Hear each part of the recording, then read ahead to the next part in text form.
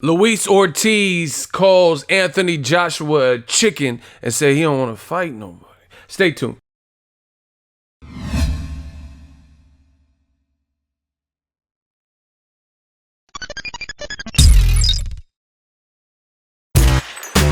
Boxingego here. If you like this video, make sure you hit the like button and also subscribe to the channel and hit the bell icon on the top of your screen to get notified when the latest new content drops. What up, fight world? It's your boy Ego, and I'm back with some more boxing. Make sure you smash the like button. Also subscribe to the channel for the latest and greatest in boxing if you want to become part of the gang. Notification gang, please hit the bell icon. Shout out to the super chats, channel donations, the Venmo donations, and the Patreon family. We working. Now, I haven't heard anybody talk about this, so leave it to your boy Ego to talk about it. Check out my man Chris Hustle Boss. Link is in the description. He caught up with Luis King Kong Ortiz and asked him on some different things. They talked about Wilder. He said he wants to rematch with Wilder. Kind of predicted the Tyson Fury fight. Again, for those topics, to hear what he said in detail, click the link in the description. Shout out to Hustle Boss, my dude. And one thing that you guys see in the title in the description for this particular video is he talked about Anthony Joshua. He said Anthony Joshua, he's a chicken. Basically, he's a protected champion, and he does not want to fight with anybody. He's just out here, you know, and he's holding the belt hostage, so to speak. Strong words from Luis Ortiz. Now, Luis Ortiz has not always said favorable things about Anthony Joshua. Now, this is the thing. People could say whatever. Luis Ortiz is clout chasing or lie and say he's 1,000 years old and stuff like that.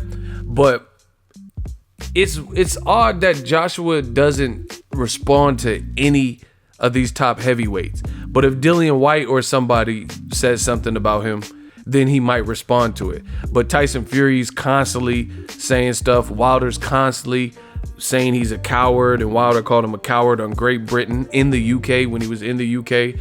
Luis Ortiz says that Joshua will try to age him out and says he's a chicken, and you know, and we never really hear all these top level guys in the heavyweight division, and we rarely hear Joshua respond or rebuttal these things.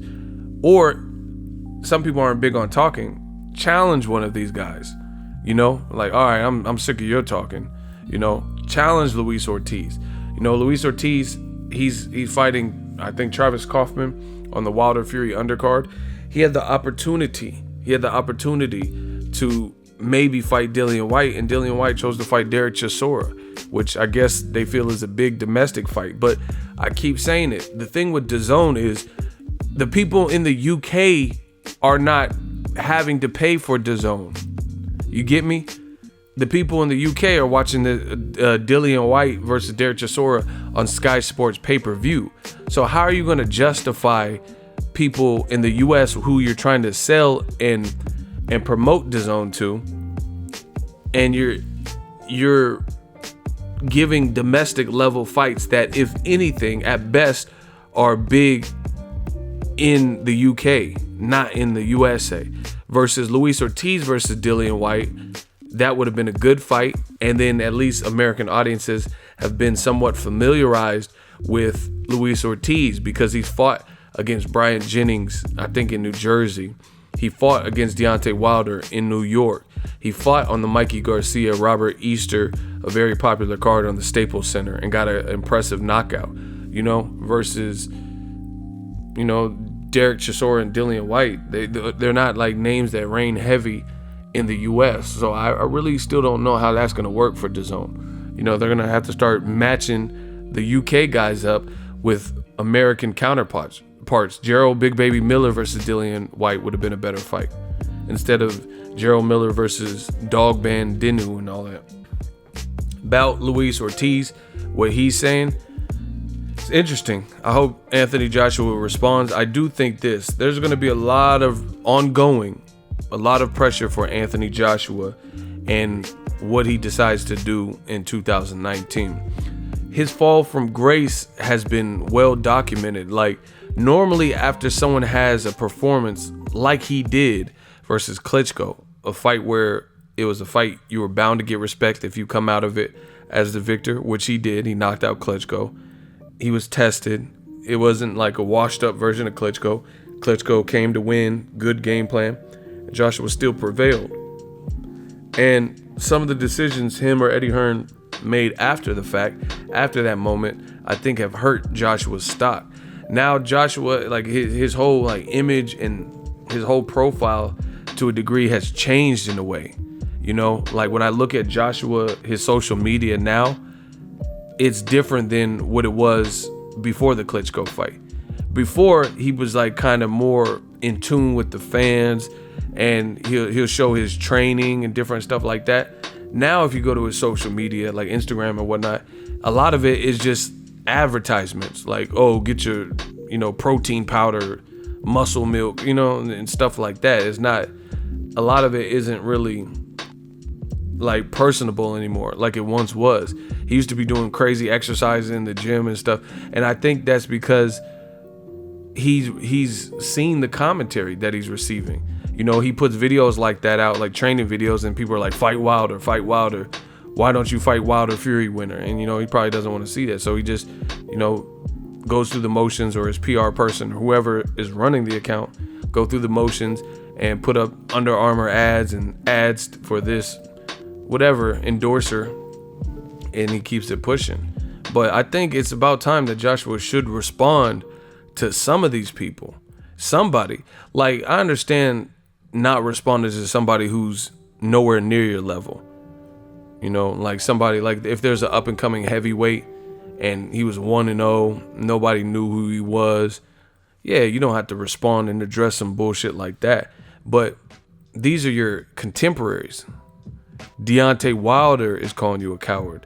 Luis King Kong Ortiz is a respected heavyweight, considered to be one of the boogeyman in the heavyweight division. He's calling you a chicken. Tyson Fury has basically said more of the same, like a message to the weightlifter. He says he's a weightlifter and a bodybuilder, and he's a big stiff idiot. And, he's doing nonstop bashing of Joshua. So it's like, I understand being the bigger person, but it's like, these are your contemporaries. You're gonna have to respond to someone. As far as what Luis Ortiz said, I just want him to get a big opportunity. I think Deontay Wilder shouldn't be the only one who has to fight him. Joe Joyce has expressed an interest to want to fight him, but he said in a couple of fights. So I want to know who's willing to fight Luis King Kong Ortiz now. Dillian White says, I'll fight him and knock the old man out, but then he chose Derek Chisora or his team or whatever. So it's just like, who's going to give Luis Ortiz an opportunity? People keep steadily talking about how old Luis Ortiz is, yet they're aging him out even more by not fighting him in the now. If you really felt like a guy was so old and decrepit, then why don't you fight him now, and just be done with it? And then now there's no more of a burden. He won't be considered top if you beat him and knock him down a few notches. But it's like, people rather talk about Luis Ortiz ain't this or that, but people know he's skilled because people aren't trying to step up. And I give Wilder so much credit for this year. Between him and Usyk, that's probably like the fighter of the year. Here's why. Usyk, he became undisputed, and then he just beat Tony Bellew, and he did it in people's backyard. For Deontay Wilder, he stepped up his resume tremendously and his profile. And if he beats Tyson Fury, then he's definitely someone who should be considered, because that's far greater than what Joshua has done in 2018, And I think a win over Tyson Fury puts their resumes about even. Like, when Wilder, only name he had that really resonated with people was Bermane Stiverne, people said, oh, look at Joshua. He only has 20-something fights or 21 fights, and he's already beat Klitschko. But guess what? If Wilder beats Tyson Fury, the guy who beat Klitschko, and he beat Luis Ortiz when he was undefeated, a damn good fighter, then you have to say and have to admit that Wilder's resume has to either surpass or be at the very least, equivalent to Anthony Joshua's. Because Klitschko was 41 coming off of an 18-month layoff and a loss to Tyson Fury. So if Wilder beats him, Tyson Fury, I don't want to hear no bullshit. Tyson Fury looks in shape. He's talking the talk. He's on Joe Rogan. He seems to be in good spirits. He seems to like pressure and when people are against him and the doubters and stuff like that. He was training in high altitudes of Big Bear and then the last part of it in LA, you know, so he's acclimated to the time zone as opposed to having a training camp in the UK. There's no excuses if Wilder wins, you know, at all. So it'll be interesting. Link in the description. Let me know if Anthony Joshua, if you think he'll fight Luis Ortiz. And the other thing that's shocking with Luis Ortiz is he was once Joshua's mandatory, and somehow, some way, that never happened. Then when he failed a drug test, the sanctioning body that found the failed drug test let him fight for their belt once it was explained and proven through doctor's notes. Yet the WBA or whoever had him as the mandatory for Joshua, they never allowed Ortiz back into the rankings. Yet somehow Povetkin, who did the same thing with no explanation, failed 2 drug tests with no heart, blood pressure, doctor's excuse. There's no doctor's excuse for Osterine, you know, for most, you know, blood pressures and shit like that. And yet Joshua just fought him. So there's something fishy going on with the sanctioning body. How is it that Povetkin was allowed a license, yet for whatever reason Luis Ortiz has been blocked and never allowed back into the rankings? It's like they don't want Luis Ortiz to get a shot. Wilder took the test. Will Joshua? Let me know what you guys think. Drop your thoughts in the comment section. Make sure you smash the like button as always. Hate, comment, and subscribe. Till next video is Ego. Sign up. So if you enjoyed this video and want more content like this on the channel, you can show your appreciation by going to the PayPal donate button or the YouTube support button. And you can donate any amount that you feel is equivalent to the value of this video. Much more to come. Thank you guys for your support. Boxingego, the future of boxing.